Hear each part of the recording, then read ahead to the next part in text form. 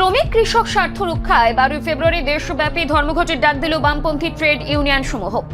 দেশ জুড়ে ক্রমবর্ধমান শ্রমিক ও কৃষক শোষণের প্রতিবাদে আগামী 12 ফেব্রুয়ারি এক সর্বভারতীয় সাধারণ ধর্মঘটের ডাক দিয়েছে কেন্দ্রীয় ট্রেড ইউনিয়ন সমূহ। সিআইটিইউ ত্রিপুরা রাজ্য কার্যালয়ের আয়োজিত এক সাংবাদিক সম্মেলনে এ কথা ঘোষণা করেন সংগঠনের রাজ্য সম্পাদক শঙ্কর প্রসাদ দত্ত। তিনি অভিযোগ করেন, কেন্দ্রীয় সরকারের নীতিমালার ফলে দেশের মেহনতি মানুষের জীবন আজ বিপর্যস্ত। বিশেষ করে 2019 ও 2020 সালে পাশ হওয়া 4টি শ্রম কোড শ্রমিকদের অধিকার খর্ব করে তাদের শ্রম দাসে পরিণত করার চক্রান্ত বলে তিনি দাবি করেন।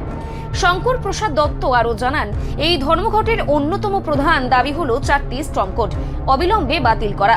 একই সঙ্গে গ্রামীণ মানুষের কর্মসংস্থান নিশ্চিত করতে মহাত্মা গান্ধী জাতীয় গ্রামীণ কর্মসংস্থান নিশ্চয়তা আইনের MGNREGA যথাযথ বাস্তবায়নের দাবিও জানানো হয়েছে। বক্তার মতে, এই ধর্মঘট কেবল শ্রমিকদের অধিকার রক্ষার লড়াই নয়, বরং সরকারের জনবিরোধী নীতির বিরুদ্ধে এক ঐক্যবদ্ধ প্রতিবাদ।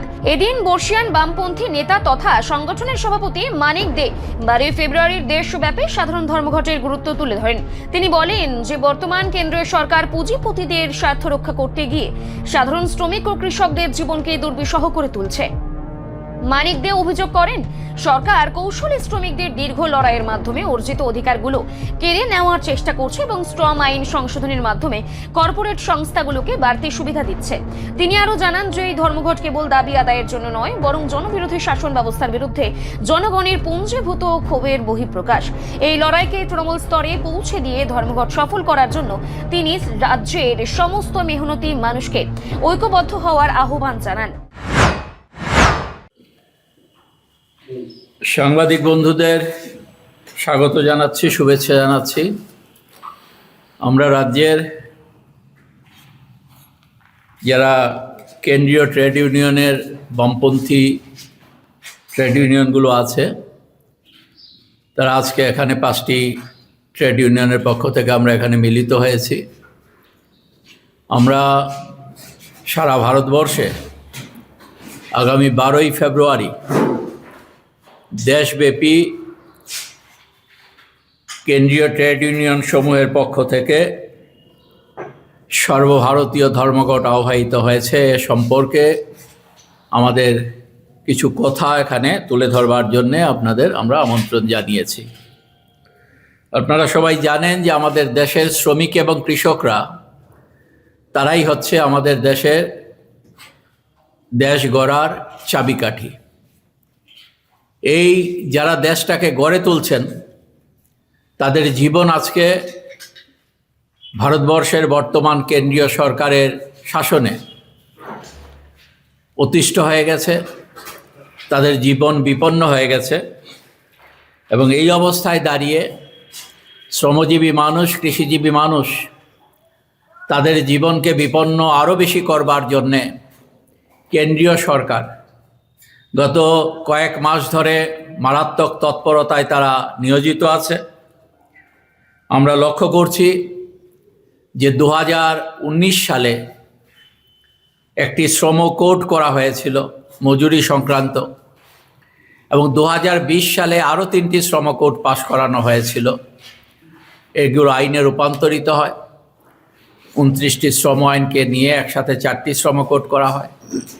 আমরা দেখছি এই শ্রম কোড যদি 1 এপ্রিল থেকে তারা ঘোষণা করেছে কার্যকর করবে, তাহলে পর ভারতবর্ষের শ্রমজীবী মানুষ যারা শতাধিক বছরের উপর লড়াই করে অধিকার আদায় করেছিলেন, শাসকদের কাছ থেকে দাবিগুলো সেখানে ছিনিয়ে আনতে পেরেছিলেন, অনেক আইন প্রণয়ন করতে বাধ্য করেছিলেন শাসকদের, সেই জায়গায় আবার তারা শ্রমদাসে রূপান্তরিত হবে, কৃতদাসে রূপান্তরিত হবে।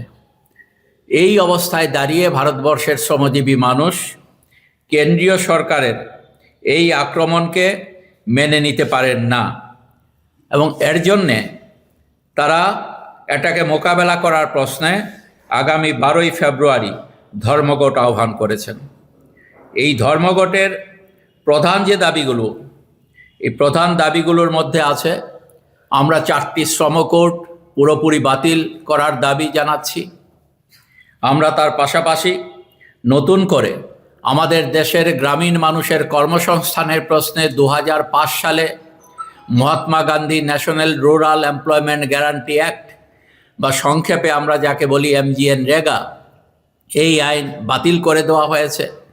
এই আইন বাতিল করার পর নতুন করে একটি VBG গ্রামজি অ্যাক্ট গ্রামজি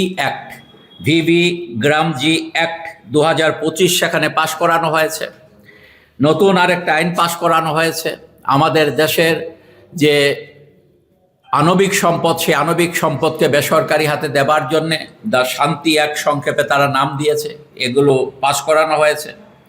এবং পার্লামেন্টের সর্বশেষে যে ডিসেম্বর মাসে শীতকালীন অধিবেশন, এই অধিবেশনের মধ্যে কয়েকটি গুরুত্বপূর্ণ বিল এনেছে, গুরুত্বপূর্ণ তাদের দিক থেকে শোষণের ক্ষেত্রে আর দেশের মানুষের সর্বনাশের জন্য। তার মধ্যে আছে দ্য ইলেকট্রিসিটি অ্যামেন্ডমেন্ট বিল 2025, सबकी सुरक्षा सबका बीमा बिल 2025, सीड्स बिल, बीज बिल 2025, विकसित भारत शिक्षा अधिष्ठान बिल 2025।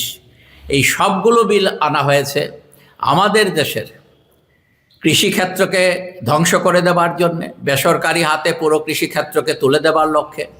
আমাদের ইলেকট্রিসিটি অ্যামেন্ডমেন্ট বিল আনা হয়েছে আমাদের দেশে যারা কৃষির সাথে যুক্ত মানুষরা আছেন, ক্ষুদ্র শিল্পের সাথে যে যুক্ত যে মানুষরা আছেন এবং ব্যক্তিগতভাবে যারা গরিব মানুষ বিদ্যুৎ ব্যবহার করেন, তাদের সকলের সর্বনাশের জন্যে এই ইলেকট্রিসিটি অ্যামেন্ডমেন্ট বিল সেখানে আনা হয়েছে।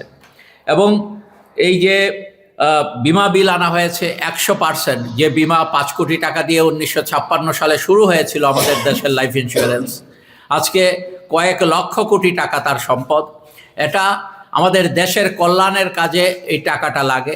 এই টাকা বিদেশি এবং দেশীয় যারা আমাদের কর্পোরেট সংস্থার সাথে যুক্ত আছেন, তাদের হাতে এই সমস্ত টাকাটা দেশের মানুষের টাকা তুলে দেওয়ার জন্যে এই বিমা বিল সেখানে আনা হয়েছে। এবং এই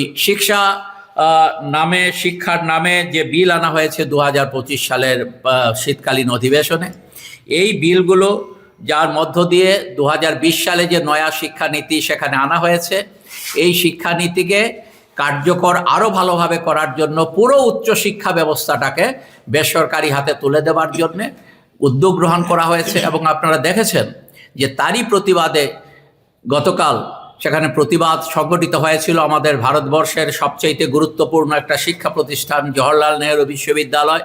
সেখানের যারা নির্বাচিত পদাধিকারী, তাদেরকে সেখানে এই প্রতিষ্ঠান থেকে তাদেরকে বের করে দেওয়া হয়েছে। এইভাবে সারা দেশে যে আক্রমণ আজকে কেন্দ্রের সরকার নামিয়ে এনেছে, এই জায়গায় দাঁড়িয়ে আমরা মনে করছি যে এই আক্রমণের বিরুদ্ধে দেশের সকল মানুষ যদি এককাট্টা হয়ে মোকাবেলা না করেন, তিনি যে দল যেমতই হন না কেন, এতে সমস্ত জাতি ধর্ম বর্ণ নির্বিশেষে সমস্ত অংশের শ্রমের সাথে যুক্ত মানুষ, কৃষির সাথে যুক্ত মানুষ এবং অন্য যারা লেখাপড়ার সাথে যুক্ত আছেন, যারা কর্মসংস্থানের ক্ষেত্রে যারা আজকের দিনে কাজ চান, দেখেছেন আপনারা বাজেটে 2047 সালের টোপ সেখানে বেকারদের কাছে পাঠানো হয়েছে, ঝোলানো হয়েছে।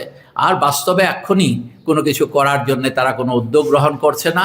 এই জায়গায় দাঁড়িয়ে সমস্ত কিছু বেসরকারি হাতে তুলে দেওয়ার জন্যে, আমাদের রাষ্ট্রীয় সম্পদকে রক্ষা করার জন্যে, মানুষকে রক্ষা করার জন্যে আমরা এই 12ই ফেব্রুয়ারি ধর্মঘট আহ্বান করেছি।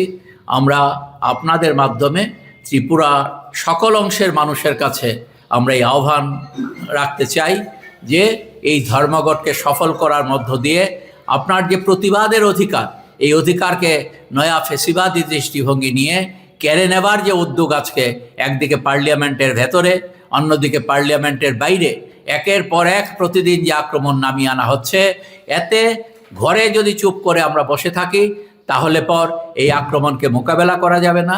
এই আক্রমণ মোকাবেলা করতে রাস্তায় নেমেই আমাদেরকে সেখানে এই আক্রমণ মোকাবেলা করতে হবে।